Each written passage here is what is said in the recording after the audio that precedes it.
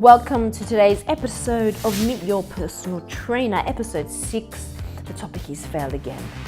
Now it's early in the morning and it's about getting up and getting things moving. Today I want to discuss squat technique. Now I've done a lot of content and I've spoken to local physio about where to start. And you slowly lower the weight down, and then there's a constant push back up to your starting position. Big movement, so you have to have a lot of strength to do that. Yes, of course. But in saying that, we do that every day and we tend to overcomplicate it, right? Yes. So in the gym, people have come to me and said, Sally, I think I've got back pain. Is it back pain or is it a muscular pain that I've never done this movement before? If you've had back pain before you started squatting, then obviously then you might have an issue with the squat depending on what kind of injury you do have. There are a whole lots of different reasons why you have back pain. Some of them you can squat with, some of them you probably shouldn't squat with. I can't really answer that right now for everybody. If you want that answer, you probably need to get an assessment from a physio. What was your second question? How heavy should people squat? How heavy should you squat? So so you should squat as heavy as you can as long as you have progressed yourself into that weight. You shouldn't just start off with 150 kilos as Sally has mentioned earlier. Definitely want to grade yourself into that progression, into that weight, and as long as your form is good. So you need to be maintaining good hip range, lumbar lordosis, good knee movement and good ankle movement as well.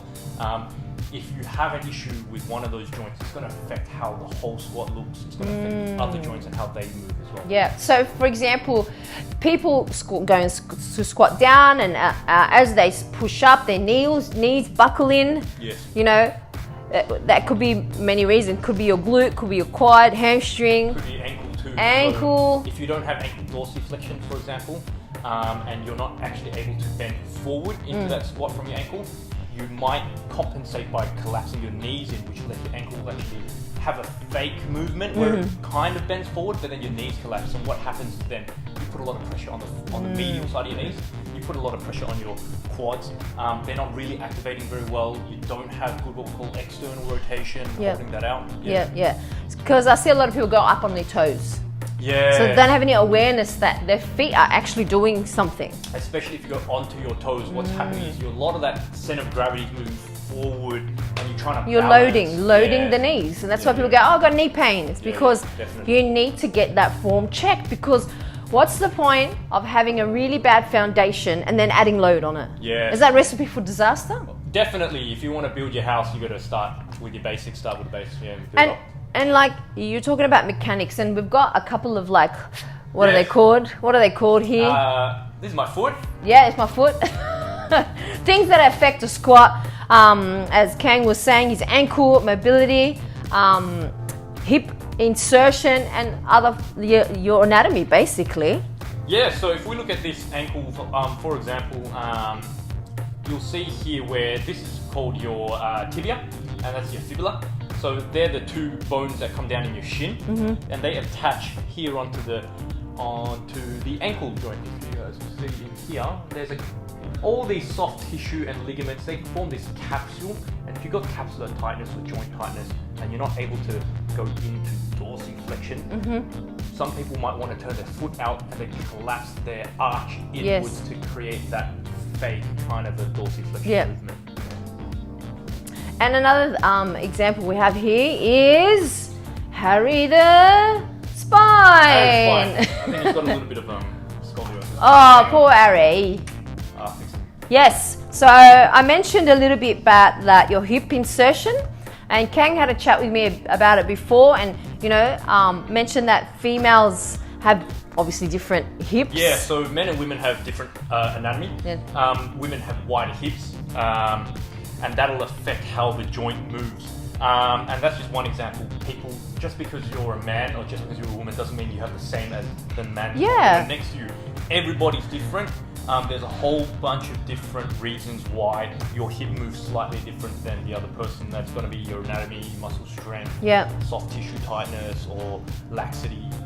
Some people just move better than others. So all right, fair enough. Some people move better than others, but does that mean you shouldn't be squatting? No, definitely not. Just because someone else moves better, they can get a lower squat, doesn't mean that you shouldn't be doing your squat at all. Yeah. You should squat. Squat is a good movement if you're able to. If you don't have any injuries that are preventing you to do so. You should be able to squat to what you're comfortable with. What a great way of getting information by speaking to a physio who deals with biomechanics on a daily basis. Now, coming back to squat, if you can't squat, it's okay. You don't need to focus on a squat if you find it really difficult. I'm not saying you shouldn't try, but at the moment, I've got a bit of a knee injury and it's so important for me to keep that strength up. So I'm showing you an exercise of unilateral exercises, leg press. I love the leg press. It's underutilized, and a lot of people think that because you can't squat, you can't do anything else. No, you can do all these different types of exercises to work the lower body, not just a squat. You can vary the intensity, you can vary the weight, you can vary the tempo, and as you can see, I'm performing a Bulgarian split squat. It's one of my favorite exercises to work my weaker side and then my not so weaker side. And it's just a great all-round exercise that you can do to work the lower body. You should try that one. Welcome to the Micro Mike Show. Who do we have here? It's Martin Fortune here, and I'm here to talk about the Me movement with Sally. Thanks, Martin. Today's topic of the day is movement.